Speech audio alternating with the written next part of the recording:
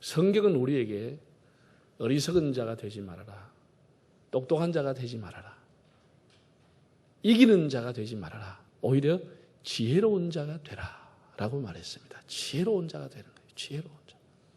여러분 새해 다 지혜롭게 사시기를 바랍니다. 성탄절 혹은 송구영신 예배 이렇게 해서 사무엘 강해를 중단을 했다가 오늘 다시 이어가겠습니다.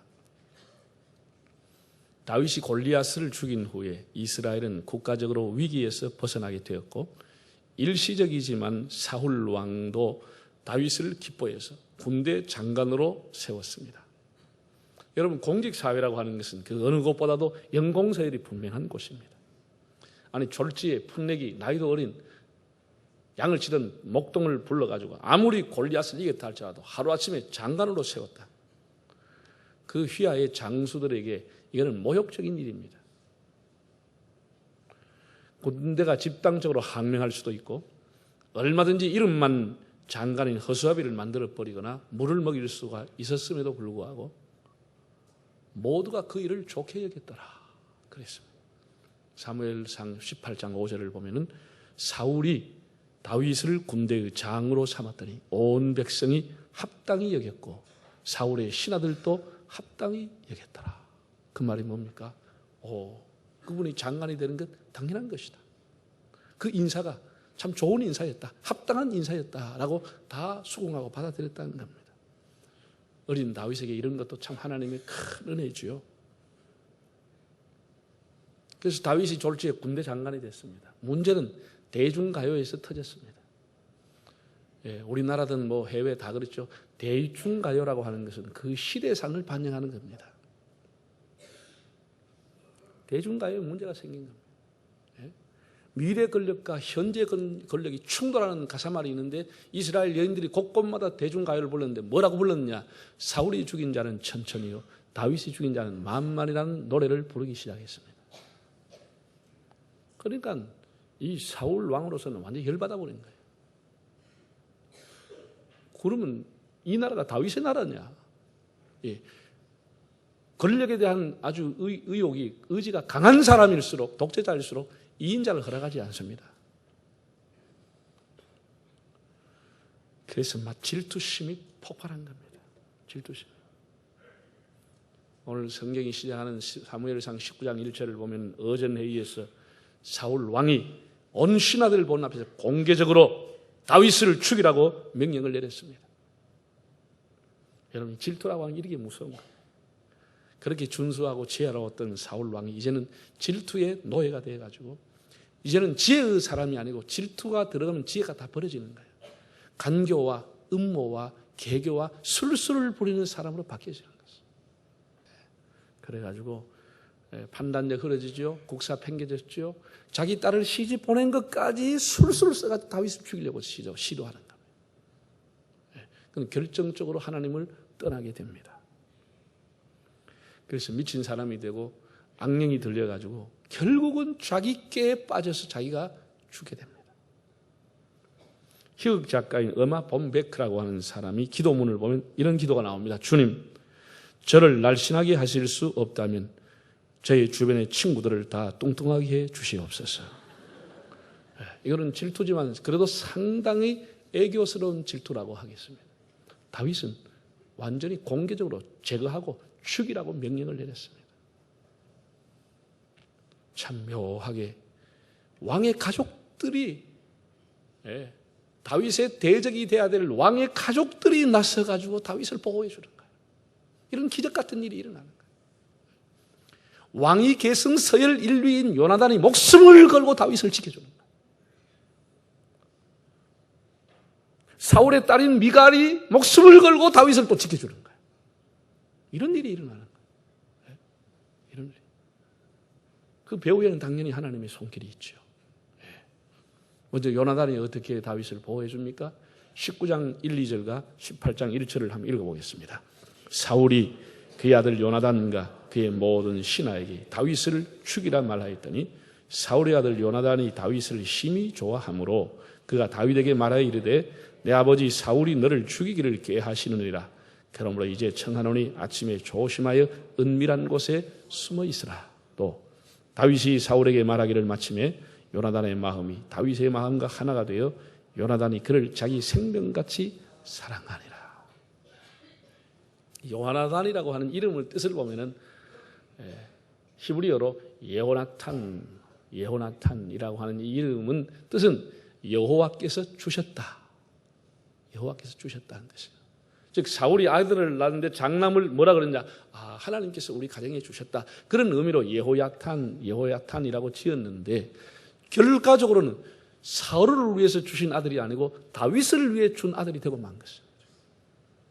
이 하나님의 역사라고 하는 거죠. 하나님께서 다윗을 보호하는데 먼저 다윗을 죽이려고 하는 사울의 장남 왕세자를 통해서 보호했습니다. 그가 부왕을 찾아가서 직언을 했습니다. 사울이 정적으로 삼고 죽이려고 하는 사람을 오히려 변호하고 옹호하고 그를 칭찬하며 왕세자의 자리를 걸고 목숨을 걸고 아닙니다. 이렇게 얘기한 거예요. 이런 일이 어떻게 일어납니까? 요나단이 왕에게 말했죠. 왕이요. 그가 왕에게 무엇을 잘못했습니까? 그는 나라가 위기가 있을 때 목숨을 걸고 나라를 구한 사람입니다. 왕 앞에서 다윗을 칭찬해 주고 그가 하는 일은 선한 일이었다고 얘기해 주면서 왕이여 범죄하지 마십시오. 왕이여 범죄하지 마십시오. 그렇게 직언을 했습니다. 변호, 설득, 그리고 칭찬을 했다는 것이죠. 그거는 지금 화가 잔뜩 나 있는 질투심이, 분노심이 가득했던 사울에게 목숨을 걸고 하는 겁니다. 자리 정도가 아니고 목을 걸고 한 겁니다. 그래서 일시적으로 사울이 감동을 받습니다. 자기 아들이 목숨 걸고 아니라고 만류하니까. 다윗은 하나님 앞에 반듯하게 살았고 악으로 악을 갚지 않았습니다. 항상 여호와의 이름으로 기도하며 나아갔던 사람입니다. 우리가 하나님 앞에 늘 기도하고 정당하게 하나님 앞에 반듯하게 살아가면은 하나님께서 기적 같은 방법, 초자연적인 방법, 꿈 같은 방법을 통해서 우리를 보호해 주십니다. 그게 하나님의 법입니다. 왜? 다윗의 배후에는 하나님의 손길이 있었습니다. 천사가 그를 둘러진치고 아무도 해할 수 없도록 하나님이 딱 보호하고 지켜주고 있었습니다. 사울의 장남을 통해서 그를 보호해 주셨어요. 하나님이십니다. 제가 살아보니 의로운 행동이다, 올바른 판단이다, 바른 얘기했다라고 하면서도 대상자 앞에서 선뜻 변호하거나 옳다고 나서주는 사람은 거의 없습니다. 다 용기가 없는 거죠. 오히려 눈치를 보게 되죠. 정말 요나단은 용기를 가지고 다윗을 위해서 일한 사람, 하나님이 다윗을 위해서 주신 요나탄이 된 것입니다. 훗날 다윗은 요나단이 길보아산 전투에서 전사했다고 하는 소식을 듣고 대성통곡을 했습니다. 소설가 김훈씨가 수년 전에 칼의 노래라고 하는 이순신에 관한 글을 써가지고 베스트셀러가 된 적이 있습니다. 이미 3000년 전에 다윗은 활의 노래를 불렀습니다. 그의 노래 야사의 기록이 되었다고 성경은 말하고 있는데 활의 노래를 불렀습니다. 그가 요나단이 죽었다고 하는 그 비보를 듣고 애통해하면서 애가를 지어 불렀는데 그 중에 한 대목을 한번 읽어보겠습니다. 사무엘하 1장 26절 읽어볼까요? 내 형 요나단이여, 내가 그대를 애통함은 그대는 내게 심히 아름다움이라. 그대가 나를 사랑함이 기이하여 여인의 사랑보다 더하였도다. 요나단의 그 비보에 내 형 요나단이여, 내가 그대를 위해서 애통합니다. 그대가 나를 사랑했던 것은 여인의 사랑보다 더 숭고했습니다. 아마 반대로 다윗이 이렇게 죽어도 요나단이 그런 애가를 지어서 노래 불렀으리라고 봅니다. 서로가 목을 내놓을 만큼 아름다운 우정이고 성경까지 기록이 되어 있습니다. 어쨌든 요나단의 변호가 사울의 왕을 감동을 시켜서 일시적으로 사울이 그래, 네 말이 맞다. 적개심을 풀어줬습니다. 그래서 다윗이 그 앞에서 출입을 했습니다. 그러나 그 질투심은 다시 고개를 내밀게 되고 얼마 가지 못해서 다시 다윗이 혼자 앉아있는 것을 보고 사울이 단창을 갖다 집어 던졌습니다. 다윗을 죽이려고 한 것이죠. 다윗이 그래서 급히 자기 집으로 피신했습니다. 그런데 사울이 피신해 가는 다윗을 그냥 두지 아니하고 암살단, 자객단을 다윗의 집에 보냈습니다. 그래서 두 번째는 이제 그의 아내였던 미갈이 다윗을 생명 걸고 보호하는 것입니다. 미갈이. 원래 사울은 골리앗과 전쟁에 이긴 사람에게 첫째 딸 메랍을 주기로 약속을 했습니다. 그런데 뭔 마음인지 또 메랍을 다른 데 시집을 보내고 다윗에게 안 줬습니다. 그리고 한참 우여곡절 끝에 세월이 가고 난 뒤에 다윗에게 주는데 둘째 딸 미갈을 주기 전에 계략을 짜는 거예요. 술수를 짜는 거예요. 어떻게 하면 다윗을 제거해버릴까? 그렇게 하면서 결혼을 미끼로 해가지고 딸을 주겠다고 하는 미끼로 해가지고 블레셋 사람의 장정 표피 100개를 가져와라. 그러면 내 딸을 주겠다. 그렇게 얘기한 거예요. 그리고 다윗이 장기 안 가면 되는데 장기를 갈 마음이 생겼는지 모르는데 블레셋 장정을 200명을 죽여가지고 표피를 갖다 바친 거예요. 그래서 할 수 없이 미갈을 주었습니다. 미갈과 결혼했습니다. 그런 관계입니다. 그런데 미갈이 공주인데 이렇게 흐르는 거 보이 이 전국이 심상치 않고 가다가만 이제 신랑이 이렇게 생 거예요. 그래서 딱 눈치 빠르게 그날 밤 피신해 온 다윗을 큰한 인형, 우상 같은 인형을 가져와서 다윗의 옷을 입히고 다윗의 침상에 누우고 이불을 탁 덮어놔 놓고는 뒷창문 열고 다윗을 빨리 피난 가라. 오늘 밤 도망가지 못하면 당신 죽을 거다. 빨리 가라. 그래서 다윗을 뒷창문 열고 미갈이 그냥 도망가게 합니다. 간발의 차로 사람들이 왔습니다. 왔는데 뭐라고 했냐 하면 이렇게 얘기합니다. 남편이 지금 몸살이 되게 걸려가지고 아무도 못 만난다. 전염병입니다. 다 나가세요. 그리고 어떻게 공주가 못 나가게 하는데 못 들어가게 하는데 어떻게 들어가겠어요 집을. 그리고 멀겋게 빈손으로 돌아왔네. 그 사울 왕이 막 대통령 치고 불러름이 떨어진 거예요. 당장 가서 다윗의 목을 가져오라고. 이래가 다시 가는 동안 하면 사울은 가버리기 없어요. 가서 열어보니까 이불 속에 인형이 들어앉아 있는 거예요. 참 하나님께서는 기가 막히게 사울의 자녀들을 통해 가지고 사울의 적인 다윗을 보호하게 하는 거예요. 보호하게 하는 거예요. 자, 19장 11절 12절을 읽어보겠습니다. 사울이 전령들을 다윗의 집에 보내어 그를 지키다가 아침에 그를 죽이게 하려 한지라. 다윗의 아내 미갈이 다윗에게 말하여 이르되 당신이 이 밤에 당신의 생명을 구하지 아니하면 내일에는 죽임을 당하리라 하고 미갈이 다윗을 창에서 달아내리매 그가 피하여 도망하니라. 하나님께서는 물론 이제 요나단과 미갈이 도왔지만 결국은 배후에 하나님의 손길이 함께했어. 하나님께서 그렇게 일을 움직이시는 거예요. 움직이는 거예요. 훗날에 다윗은 시편 37편을 통해서 그 당시에 이를 이렇게 해고하고 하나님을 찬양했습니다.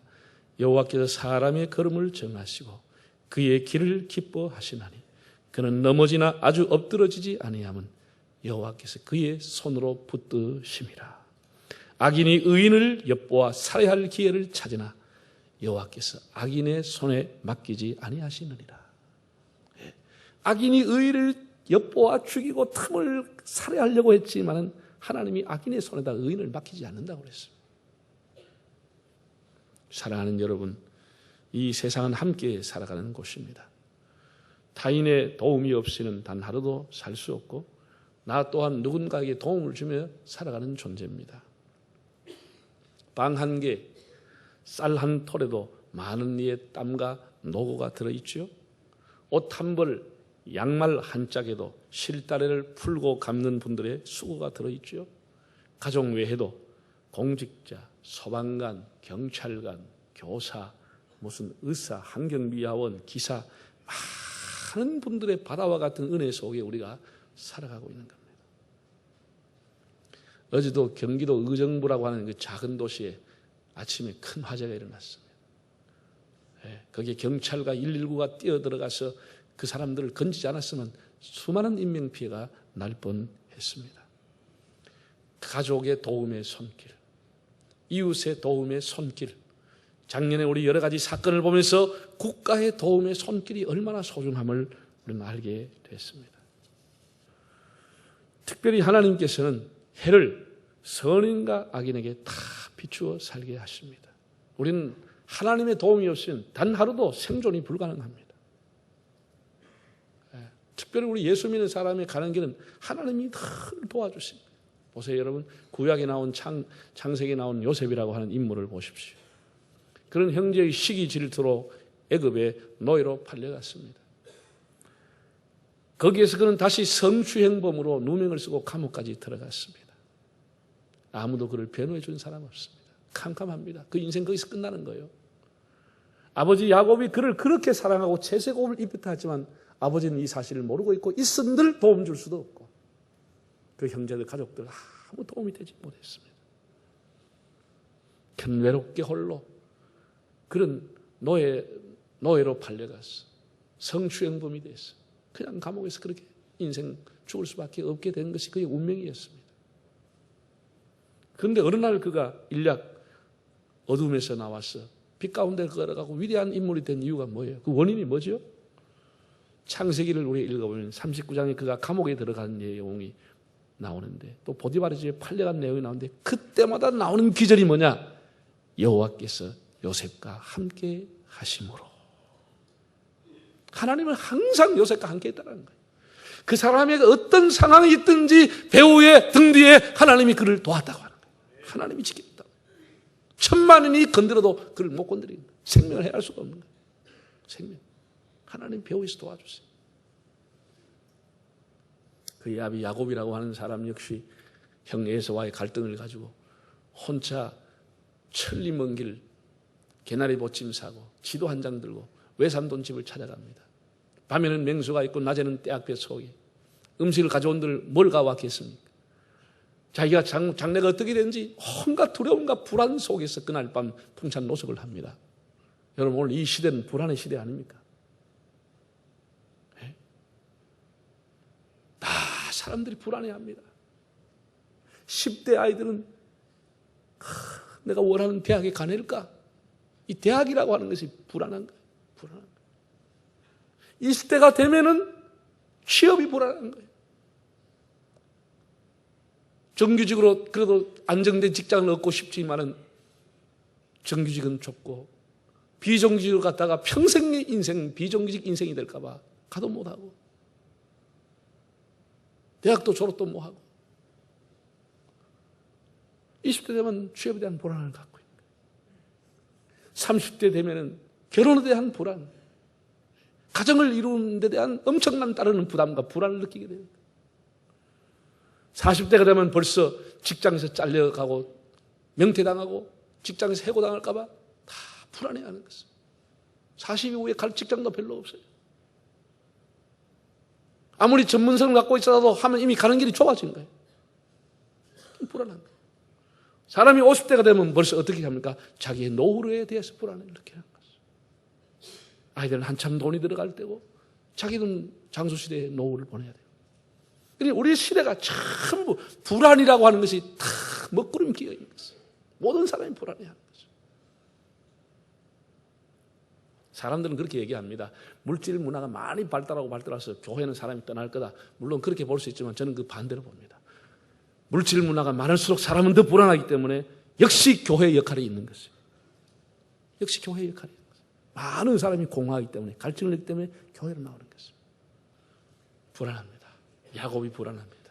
자기 미래가 보장된 게 아무것도 없습니다.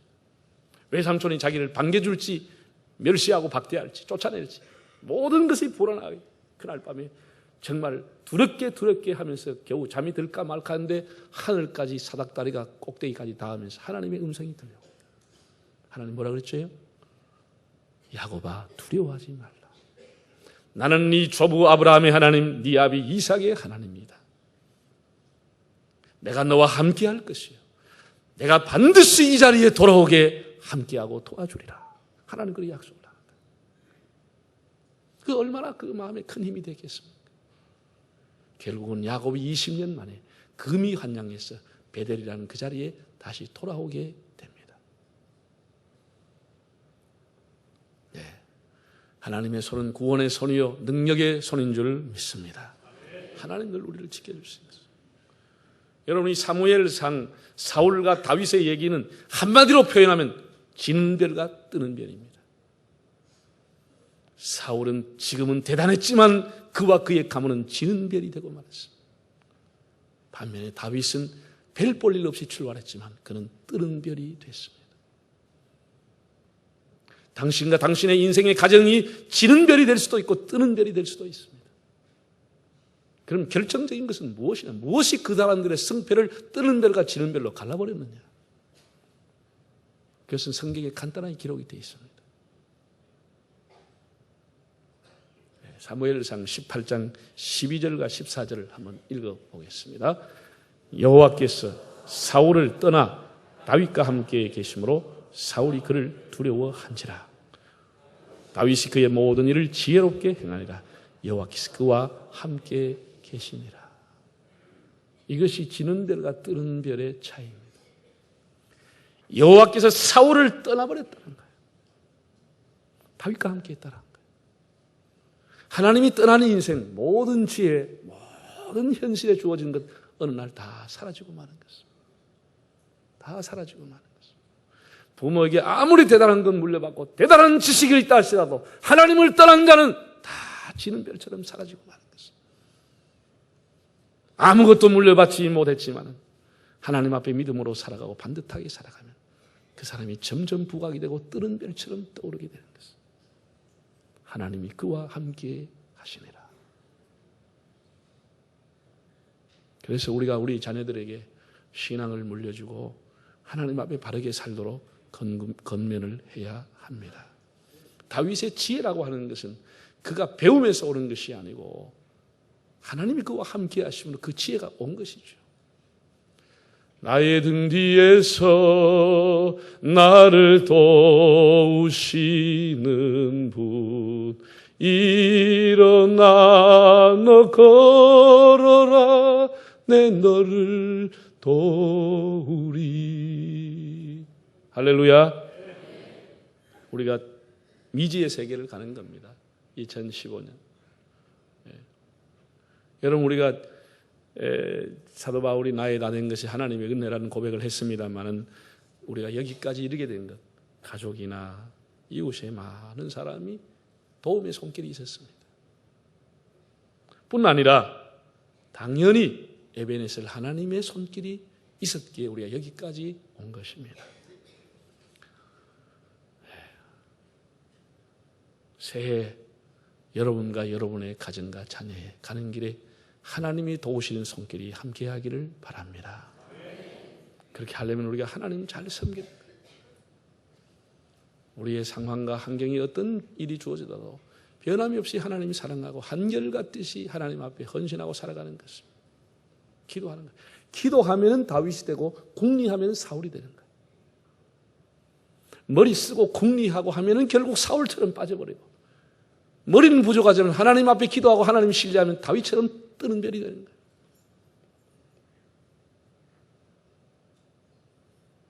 하나님께서는 초자연적인 방법을 통해서 도무지 다윗이 살아날 수 없는 길임에도 불구하고 공공의 적으로 선포했음에도 불구하고 가장 가까이 있는 아들, 딸이 다윗을 보호해주는 기적 같은 일이 일어난 것입니다.